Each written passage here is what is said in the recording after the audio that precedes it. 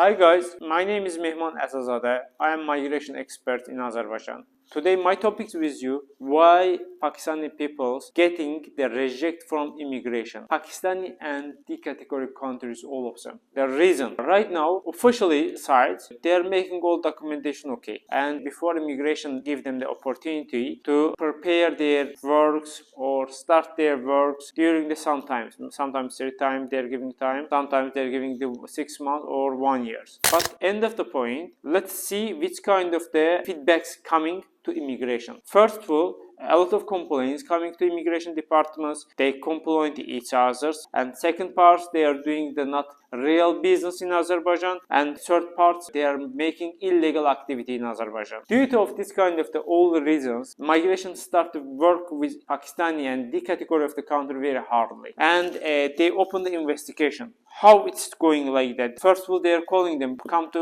our migration departments. If they are calling to you, you must be aware that you are also in this kind of the risk category. What you need to do? You need to pay on your tax on the time. You need to be hire office some staff and do the real business. Otherwise, you don't have any choice to stay Azerbaijan more and more, because what's your benefit to Azerbaijan and why you should be staying here? Azerbaijan country right now like to be bring a lot of businessmen, because all business opportunities here.